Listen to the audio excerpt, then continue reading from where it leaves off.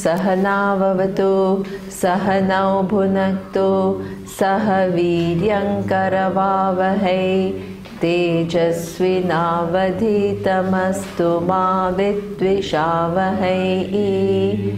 Om Shanti Shanti Shanti. Om Shanno Mitrasham Varunaha Shanno Bhavatvaryama Shanna Indro Bruhaspatihi Shanno Vishnururukramaha Namo Brahmane Namaste Vayo Tvameva Pratyaksham Brahmasi Tvameva Pratyaksham Brahma Vadishyami Ritam Vadishyami Satyam Vadishyami Tanmamavatu Tadvaktaramavatu Avatu Mam Avatu Vaktaram. Om Shanti Shanti Shanti.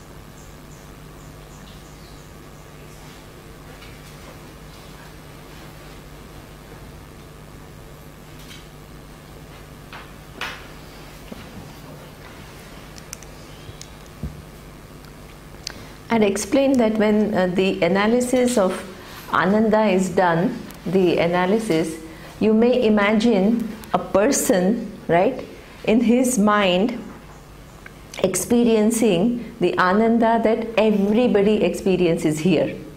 Okay? And then what happens as a result? You retain your individuality, and what you superimpose on that?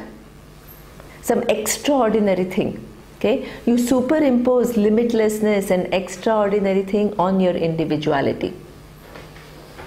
This is a huge mistake. Okay? This is like, when we all have normal projections and we all pass as normal. But when somebody has a slightly higher than normal projections, what do? We send them to mental hospital, right? Now here you are superimposing, at least that guy is just doing a little bit of projection which is more than normal range. Here you are superimposing on something which is so tiny, limitless. What amount of projection is that? It is more than, much more than any person who is in mental hospital, really. Okay? And Upanishad wants to avoid that, right? So he says very, very specifically what it means when it talks about this person enjoying the Ananda of every being which is anywhere in the universe. Where do you have to place your eye in order to make this statement said here? It's not Shankaracharya's thought. It is what is in the Upanishads. Okay? The Upanishads are the source from Ishvara. Shankaracharya has a strength because he is trying not to interpret Veda. He is saying, if Veda is a pramana, let me capture what it has to say. Shravanam is Tatparya Nishchaya. Tatparya Nishchaya means my interpretation, if I begin to interpret, I will only interpret from the standpoint of what I know. And what I know is so distorted. And if I know which is so distorted, from that distorted vision, I look into the words, I will create my own ideas and concepts. So, the whole tradition is not different people are looking into it and interpreting their own things. The whole tradition is, if there is a book and if it is a pramana, it has its own intention. Let me put aside all my conclusions and let me look into what it is saying. And if the Upanishads are right, and if I have captured what Upanishads are saying correctly, there is no logic which can negate that. This is the approach. Pramana means Tatparya Nishchaya. The whole attempt is, what are Upanishads saying? If I am interpreting and if it is not in keeping with what the Shastra is saying, and if Shastra is a pramana, it will break apart somewhere. Logically it will not hold. Okay? So this is the whole approach, and what the Shastra is saying is, in order to negate that mistake, you can say, yeah, but why not? Why shouldn't I take it as the person gets all the happiness? Why shouldn't I? Okay? Explain. Where is what this particular Ananda which is talked about with reference to wise person? Okay? How is it? Where the wise person is placing the I? He says, Sayaschayam Purushe Yascha Savaditye. That which is available to me as a self-evident I, in form of existence and consciousness, the same existence and consciousness is also Aditya. Okay? Is also the truth of the sun. Okay? We are not talking about one individual I, right, which is specific to this given body, mind, sense complex. We are talking about I, which is all pervading, which is the existence, which is the truth of time, which continues as it is, vivarta upadana karanam, without undergoing any change through cycles of creation.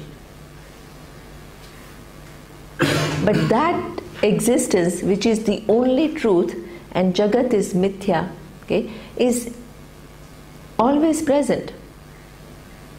And where is it available for me to be recognized? In my buddhi. Just because I recognize it in my buddhi doesn't mean it is placed in my buddhi.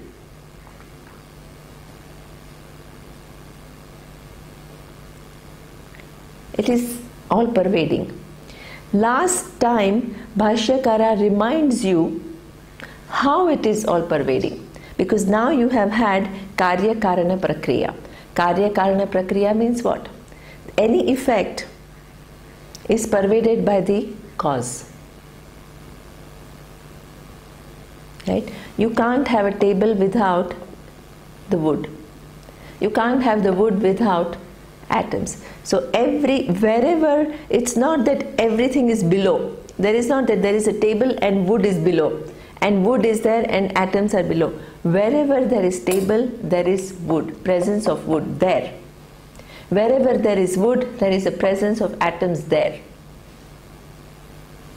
Every cause pervades, material cause pervades the effect. Okay? And what is the most pervasive thing in this universe? Akasha, space. Because every object exists in space. What we have said, tasmat va etasmat atmanaha akashaha sambhutaha. From this Brahman, which is the cause, the akasha is the effect. If akasha is the effect, okay, then the cause is what? Pervading that effect, which is akasha. So what we showed the example of this space seeming like limited space, cup space, room space, inside space, outside space. Okay? These are all reference points for our visual perception. Okay? But there is no such thing called one specific space which is sticking to this cup. The cup is moving in space. So that means this space which seems confined now is released, and that space seems to be confined. Okay? Now, if the consciousness is the very cause of the space itself, what to talk of what we are talking about? All pervading.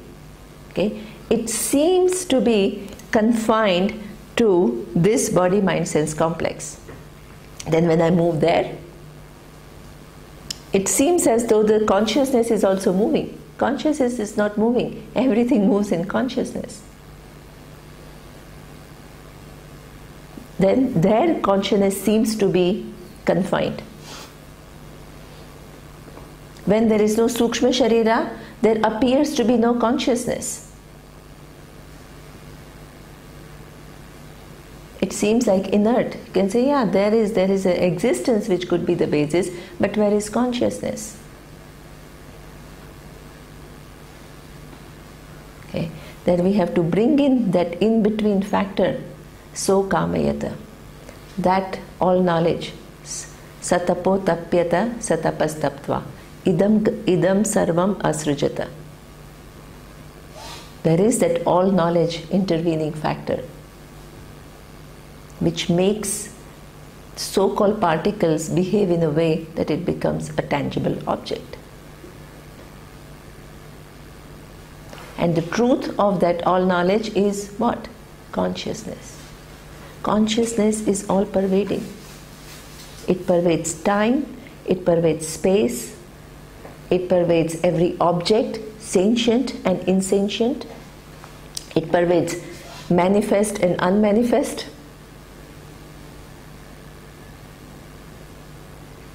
In the past, in the present, in the future, when time-space concept is resolved through cycles of creation, remains as it is. And that consciousness is here in my buddhi. Yo veda nihitam guhayam. Where do I know the presence of the consciousness? It's well hidden in my buddhi as self-evident I. And I have to figure it all out, okay, and free the consciousness from the as though limitation that I have attributed. How do I do it? Upanishad. Okay. Okay. So he says, Savaditye saya evam vita. The person who knows that I is as much in my buddhi as I, as self-evident awareness, is also exactly the same in Aditya, in the sun. Okay? The person who knows that, what happens? Asmat lokat pretya, having left this world, or even now, okay, even now, what makes him a jnani is etam annamaya atmanam upasankramati. The person, what has the person done? The person has freed oneself from the notion that I am as good as Annamaya. What is Annamaya? Physical body. That which is modification of food, the first thing is physical body. Okay? How the person has crossed over? You think that there is actual crossing over. Does the pot have to cross over to recognize, cross over something to recognize I am clay?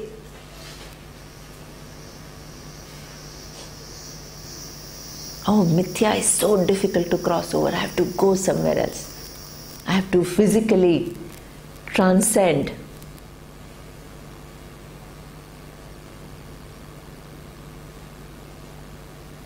It's already an accomplished fact. There is no place. Where will you go and transcend to where? The entire jagat of time, space, everything is this limitless Atma. Where will you cross over and go? The crossing over is only in terms of correcting your mistake. Crossing over word is used in two ways, right? One is in the terms of the person corrects that error, that I am as good as the body, mind, sense complex. Body, in this case, physical body. Yeah.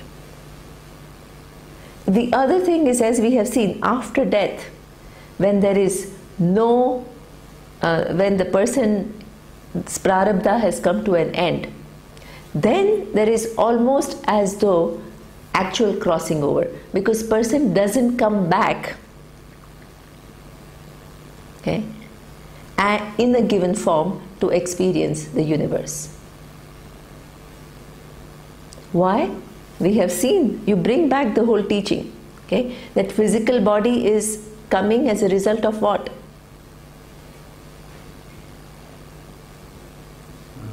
Prarabdha karma. Right? Now, prarabdha karma is for whom? An individual who is acting in the world and receiving results. If I have negated my reality as this little individual, okay, where is the question of coming into the world in a given form and experiencing it uniquely?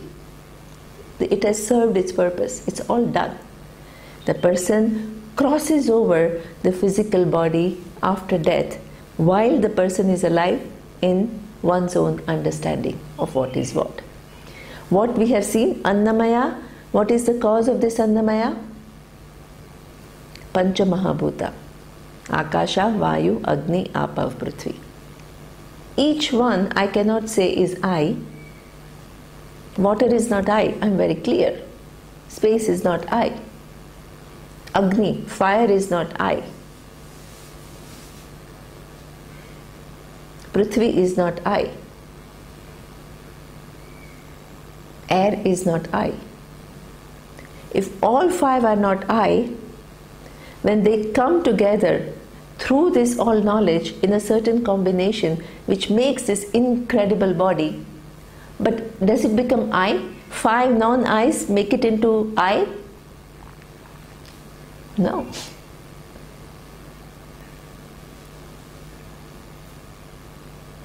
Okay. I know what is the relationship. We say Drik Drishya Viveka.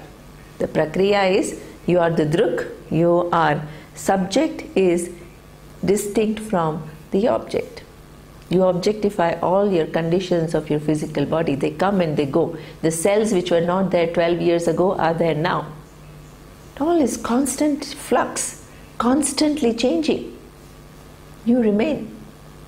It's not that the cell goes and you go away and a new you comes. No. Okay?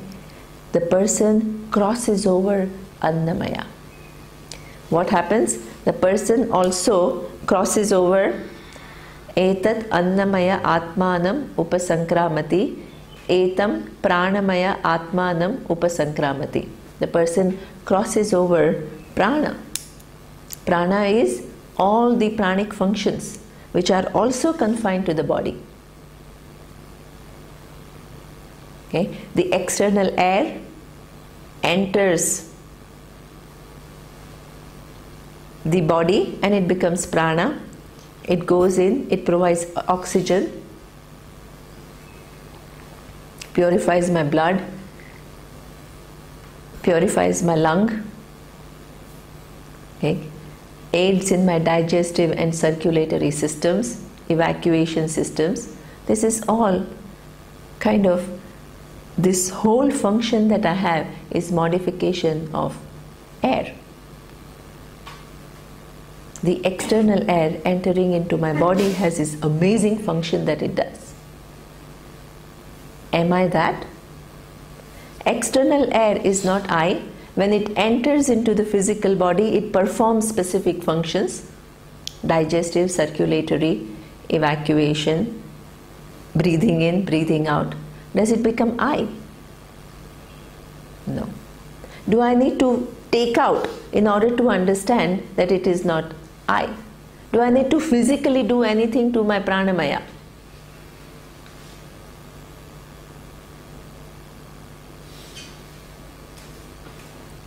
I don't need to physically do anything.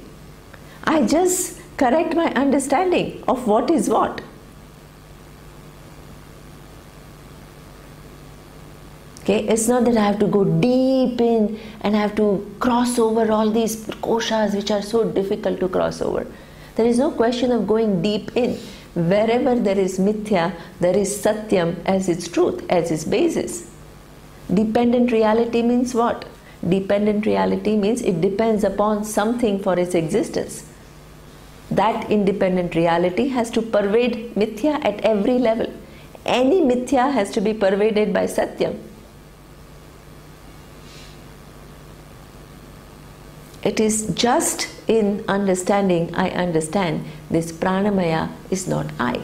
But it is Ishvara's creation. The body is made in a way that external air has to be taken and it will provide life to the body. This is Ishvara. Nothing physically changes. Just as I understand that Ishvara's creation is that the I sees the world as tangible creation. When a scientist understands it's all just atoms and particles which are roaming around at quantum level with a lot of space. But the perception doesn't change at all. Physically, you don't have to do anything differently. You just understand what is. The perception gives us certain conclusions. What happens? The conclusions are questioned and conclusions are corrected based on reality and not based on visual effects. Okay? So the person crosses over pranamaya while living in terms of knowledge by recognizing what is what. I am free from being pranamaya. Okay? Itself is nothing but coming together of 5 elements. After death, the person doesn't have to come as an entity who is alive and experience the world. So therefore, also you can take literal crossing over, both. One is while living and the other one is after death. Okay. Then, etam manomaya atmanam upasankramati. Okay. The manomaya, the identification that we have with the faculty of our mind. Okay. The mind's emotions, everything, your whole life goes in somehow managing your emotions. You can be a scientist, you can be very, very brilliant, but if you haven't taken care of your emotions, what happens?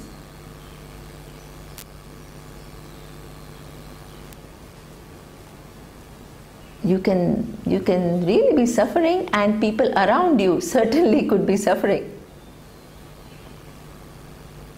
So you have extreme people who are just geniuses in one area and totally, sometimes they haven't taken care of the other side of themselves. Very common. Okay. So this faculty through which you experience the world and experience the emotion is, I think, that is as good as I. But what do you understand? Through knowledge, that it is nothing but series of thoughts.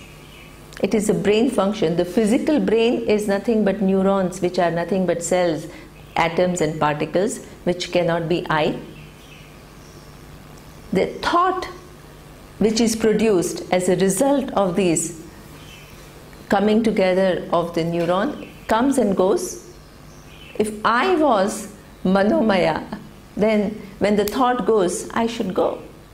But I remain to know the presence and absence of every thought.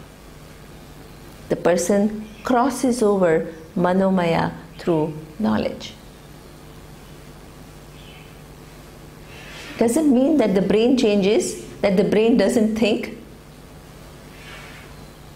that the programming just changes for the wise person. Not at all. Just as the unwise person doesn't know what next thought is going to be, same applies to the wise person.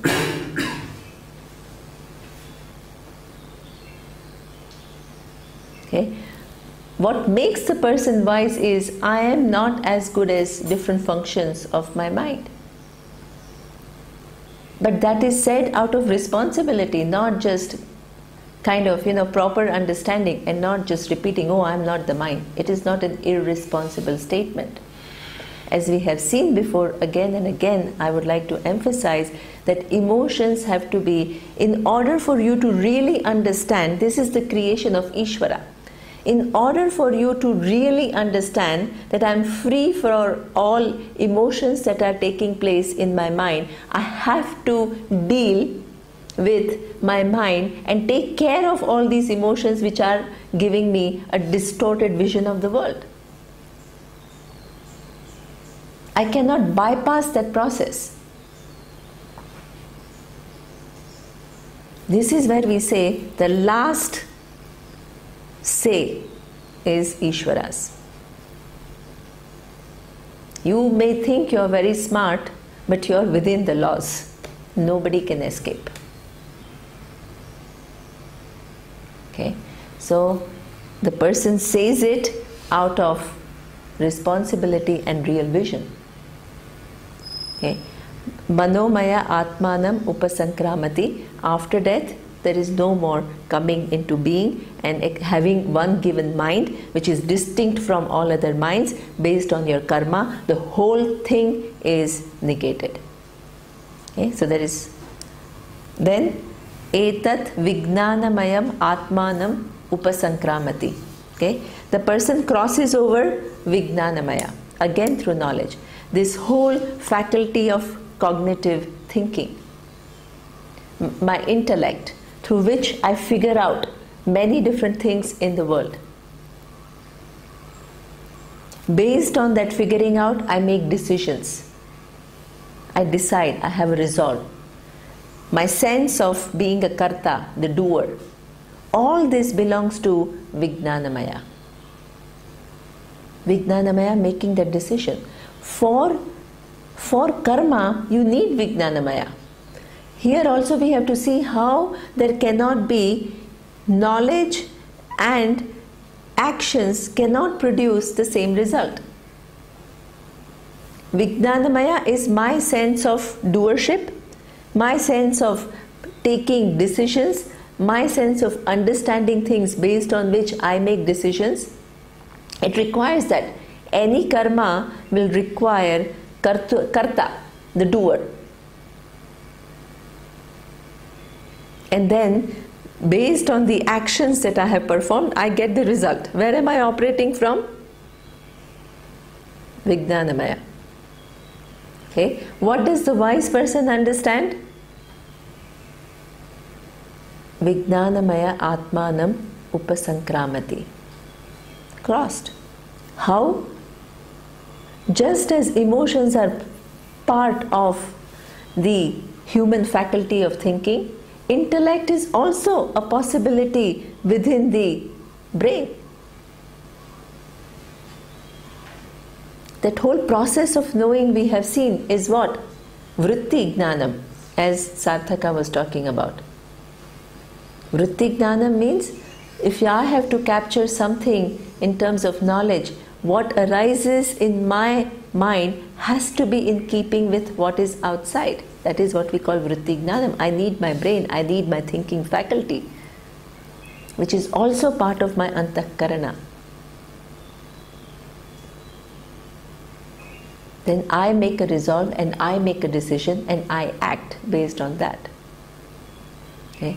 The whole thing is nothing but series of thoughts which are giving you these experiences and giving you the capacity to figure out things through your thought processes. Okay? The person crosses by knowing that that faculty is not independent of consciousness. Consciousness is totally independent of that faculty. Each one has different faculty. What you understand and what I understand, what I can understand, what he can understand, what people understand 1,000 years ago, what people will understand million years from now, it's all different. The faculties are going to change. One thing doesn't change, that there is this all knowledge which makes those faculties evolve over a period of time. Or sometimes lose certain knowledge which was there in the past. Acquire new knowledge. All that is a possibility within all knowledge. And who am I? I am the consciousness because of which all these different permutations and combinations can take place, following a law of cause and effect. Okay, so the person crosses over Vijnanamaya. The karta, the person who is doing karma, is using Vijnanamaya as reality. Okay, then you have Anandamaya Atmanam Upasankramati. Okay, then Etam Anandamaya Atmanam Upasankramati. He also crosses over the Anandamaya. What is the Anandamaya? Anandamaya is said to be the bhokta, the enjoyer me. Okay, why I am doing something, engaging in the world? Because basically what I am interested in is gaining certain satisfaction, removing my sense of inadequacy, removing my sense of limitation, removing my sense of wanting, which doesn't seem to leave me at all, maybe at times temporarily, but not permanently. Okay? So this is where we say the bhokta is the one who engages in the world to capture what? To get some moments of happiness. What we saw? Priya, Moda, Pramoda. Different degrees of happiness. Okay? When I come in contact with something that I desire, that wanting person in me resolves. Okay?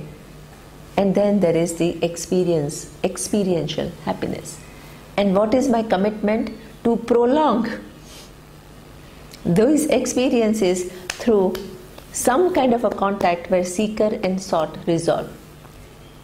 But the nature of Ishvara is that through that process it can never resolve permanently. Immediately something else will prop up. Promotion that you got, oh, the new house. Then the whole seeker, right? I was a seeker of promotion, accomplished, I'm happy for a while. Next minute, oh, now that I have a promotion, I should have a house. Again I become a seeker. Again there is this seeker-sought division. I have a house, oh, now I have to have interior designing. Okay. Then seeker again becomes struggling, gets interior designing, sometimes doesn't happen, you run out of money or whatever, frustrated. Okay. Let's say you already got interior designing, you're very happy. Next, car. Okay. The seeker resolves temporarily, next minute something else props up. Again the seeker comes, again the sought. And your whole life goes in resolving the seeker-sought and lengthening that happiness period and deepening, okay, the happiness period, which actually evades each and every one of us. Through this process, nobody can accomplish it. Because what you are looking for is lasting happiness, lasting contentment, lasting sense of free from being inadequate. This process is inadequate. Okay? The person, what does the wise person do? Anandamaya Atmanam Upasankramati. It's not through this process or deepening from Priya, Moda, Pramoda to bliss. We are not talking about that. Okay?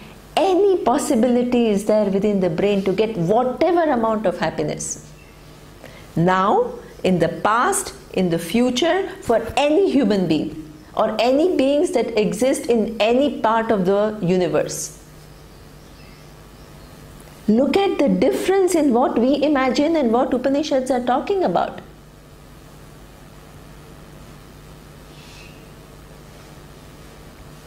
Okay? That there is only one source, and that is limitless nature of I. The person has understood. And this is exactly what goes when he talks about Deva Gandharva, Indra, then Brihaspati, Prajapati. Whoever is experiencing any happiness anywhere in the world, including me with my mind, Priya Moda Pramoda. There is only one source, which is limitlessness of Atma. Okay? The person has crossed. How? Through understanding. Placing the I where it belongs and not in a mistaken entity. Okay? So, in order to now this is exactly so that anybody who retains I here and imagines limitless happiness is not true, because here he explains that person has crossed over these 5 locus of error and has discovered Atma as that which is as much present here in my buddhi as self-evident I as it is in the sun, being the cause of the space itself. Okay. The last, Tadapi, in order to explain this is the shloka. Okay. So the shloka is Yato vacho nivartante aprapya manasasaha anandam brahmano vidwan na bibheti kutaschaneti. Okay. So here he says, how does the person gain the knowledge? Again you are reminded. What are you reminded of? That it is received not through my normal means of knowledge, which is perception, inference, and more than 2-step inference. Okay? But it is through a pramana. What I liked in Dustin's presentation yesterday, from whatever I understood, right? What he was saying is he accepts the fact that that consciousness, okay, which all of us know is not within the purview of science. He accepts that. Okay? Then what he is saying, if it is not within that, and if it is within the purview of philosophy, and the philosophy which seems like the most profound, which cannot have any contradiction, so you take that philosophy. That means, what is he saying? That science is not a pramana, right? But there is an independent means of knowledge, and you take, why is it an independent means of knowledge? Because you cannot contradict, right? You take that and you form a hypothesis with that, and you work the other way around and see if it is a pramana, it must have the second condition. What is the second condition? Abadhitatvam. Abadhitatvam means it cannot be contradicted. Okay? So then you use science to show, if you postulate this, how it cannot be contradicted. That was brilliant. I thought he made a very, very interesting remark. In this whole thing of hypothesis of walking backwards, there is an understanding and acknowledgement of Vedanta being a pramana. But you are also using science. This is exactly what we do. We use science all the time to substantiate what we are saying and show how it does not contradict logic.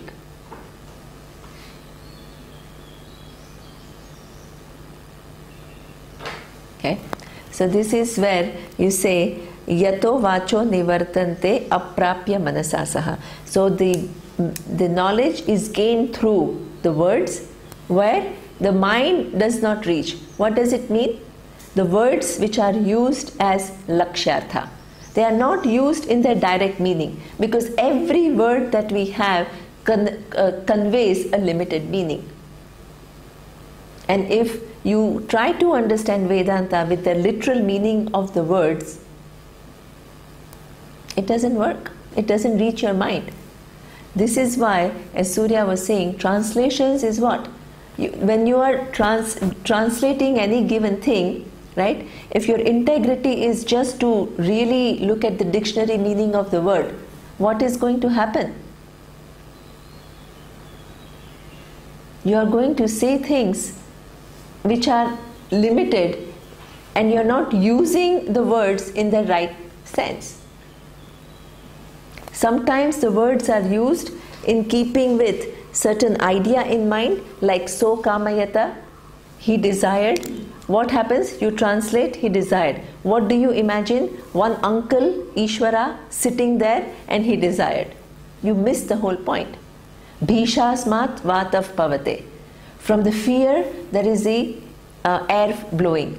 What do you imagine? One big uncle who's terrorizing people and making them do the things. Look at the problem with literal translations. The person is doing a great job because that's what is written. You can't blame the person, right? But this is why that whole tradition of methodology, this whole prakriya, how do you use the words? How do you make sure, how do you substantiate that this is what is said and not anything else? How do you look at the text, what has gone in the past, what has gone in the future, and there has to be an internal consistency in what is being said. What is said has to match with what is. I examine the world and see whether what it says is what is. How many inquiry and logical things it has to pass through. Okay? So this is where he says, the literal meaning will not do anything. Aprapya manasasaha. From where the vak returns without the mind capturing it, if it is not handled as pramana. Okay? Anandam brahmano vidvan na bibheti kutaschaneti. If it is done properly, then the person can know. Otherwise you can say, if the literal meanings do not convey, how will I ever know Brahman? Then next is Anandam Brahmano Vidvan. That knowledge is a possibility. How is it a possibility? If you expose yourself through proper teacher, look into the Shastra. Okay? The teacher who is who? Shrotriya Brahmanishta, who has studied, who knows how to use the words, the whole methodology behind it to convey what is. The person knows what happens. Na bibheti kutaschaneti. If you remember, in the Manomaya, there was a shloka which says na bibheti kadachaneti. Okay? If you have basically brought Ishvara in your life as an individual, there is a relative freedom from fear. Okay? The laws are what they are, as I had said. Okay? If I transgress, if I decide to lie, then the fear of being found out is going to be the result. That creates a feeling that, oh my God, what if this person finds out? Even all these people who are doing these huge corruptions, there is fear. They may hide that fear and they may just project a certain thing, but these people are vulnerable because there is a law. Okay? So that fear can be relatively taken care of if you follow dharma, you bring Ishvara in your life, but still the fear, as I had said, of mortality and all is not going to go. Working on your emotions and maturity and bringing Ishvara in your life is not going to completely release you from fear. Here what is there? Kadachana is changed to Kutaschana. There is no source of fear for the wise person. This is not just, what we are talking about is not just psychological fears that are taken care of. This is talked about from the standpoint of the vision of what the wise person understands. There is no second thing in the universe. The Akasha, Vayu, Agni, Apa, Prithvi, and a whole world which is combination of these 5, with the help of all knowledge, has created the whole thing. I am the truth of the whole thing. Where is the question of fear? That fear is different. It is based on your vision, changing the scales of your vision. One is a relative fear, which you need in order to get this absolute fear. You need to have a relatively good self-image in order to understand I am limitless. You have to have a relative objectivity in order to be completely objective and see yourself as limitless. That is a process. That is a process of growth. Everything in limited quantity you have worked. This is how Ishvara works. And in that attempt, relative freedom from fear, relative freedom from sadness, relative freedom from anger, jealousies, what do you need? You need to pay attention to yourself, your growth, which involves both psychology, and the second very important thing is bringing Ishvara as the order in your life. Using it to help yourself, to get over all these problems. Okay? So that he says, Na bibheti kutaschaneti etam ha vavana tapati. The person doesn't suffer from affliction. What kind of affliction is this? Kim aham sadhuna akaravam. Okay?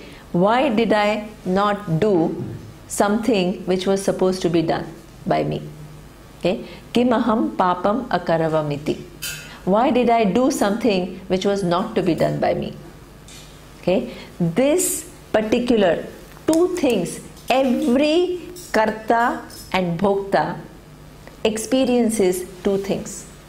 One is guilt and second is hurt. We are all walking balls carrying tremendous feelings of guilt and hurt. Okay? As long as there is a karta, along with that guilt comes. Even if you are very responsible, you are very enlightened, you could have always done things better, both in the past as well as now. Okay? If you are a bhokta, you are subject to behaviors of so many people. More sensitive you are, more it hurts you. Okay? All the time when we talk about values, everybody asks this question that, yeah, if I change, but if other doesn't change, what happens? You reduce your guilt because you are acting more responsibility, but you don't necessarily reduce your hurt, because people are just doing things what they were doing earlier. Okay? So there is no way, and even you yourself, if you are sensible, you can say you can always do things better.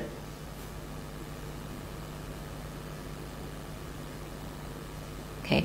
So that guilt and hurt, which can never be given up if your identification is with what? Vijnanamaya and Anandamaya. Where is the Kartrutvam associated with? Vijnanamaya. Me, the Karta, the decision maker, based on my cognitive capacity. Okay? Me, the enjoyer, who is subject to the actions of other persons. As long as my eye remains in this Vijnanamaya and Anandamaya, guilt and hurt is relatively, it can be taken care of. One cannot totally eliminate it. Okay? The wise person, natapati, the person does not have these afflictions. Why? Because the person has crossed over Vijnanamaya and Anandamaya, the kartrutvam and bhoktrutvam is understood to be mithya. It is not the reality about me. I am that Brahman because of which all activities take place. I have never performed any action. I have never moved. Okay? That is the only way. There is one relative taking care of one's guilt and hurt by becoming more responsible and more understanding of the order. The other way is absolute. This is what is talked about with reference to the wise person. In order to reach there, the person has to have done what? Relative management of guilt and hurt.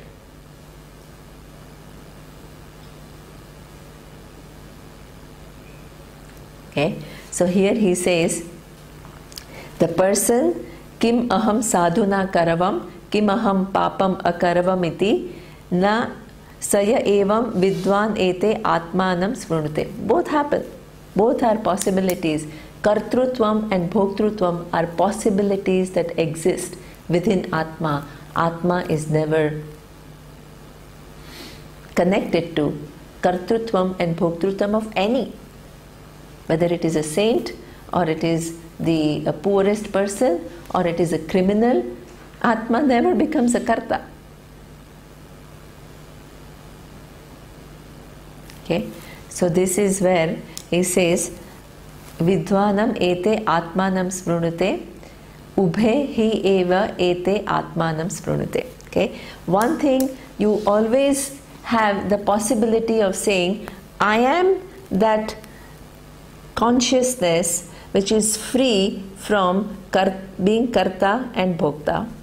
Karta belongs to Vijnanamaya, bhokta belongs to Anandamaya. I am free from both.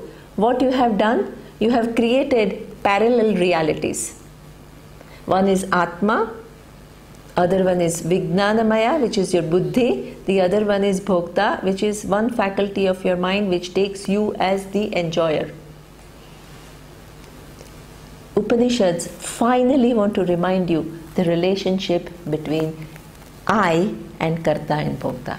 He says, I am independent of being karta and bhokta, but karta and bhokta ubhe hi eva eshe atmanam sprunute. They depend upon me. Right? So this is again satya mithya relationship. Karta cannot be without the presence of I. I am independent of being karta. Bhokta cannot exist without the presence of I. I am independent of being a bhokta. Final time, that satya mithya relationship is reminded, so that you don't create a kind of, I have to transcend the whole world and I have to establish myself in this Atma which is free from karta, bhokta, every object. We are not talking about physically removing yourself at all. You cannot. Even if you want to, you cannot.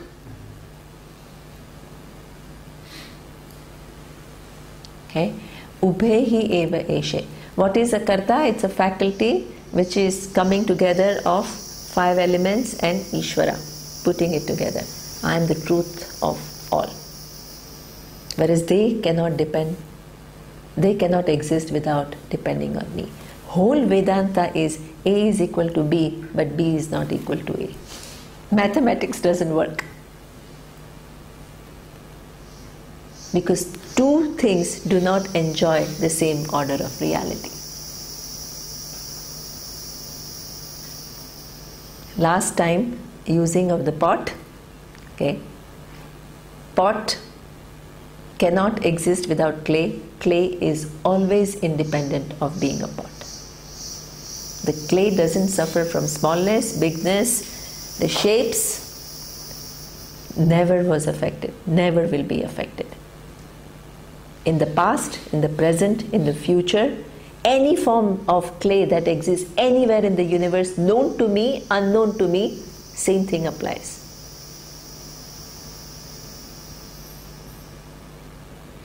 In terms of human creation, you can have many different creativities which will take many different forms. This particular relationship will not change. That's why I can look at the world here and now, and I can solve the whole problem of at any time. What I discover applies not only to the present, it applies through cycles of creation. And this is what Dustin was saying. He says it's amazing the thoughts which took place are even valid now. They explain away things in the most logical manner possible. Okay? So this is what he says, that both happen in Atma, Ubehi eva ete Atmanam smrunite ya evam Veda, the person who knows that. This is the wise person. Iti Upanishad. This is the Upanishad.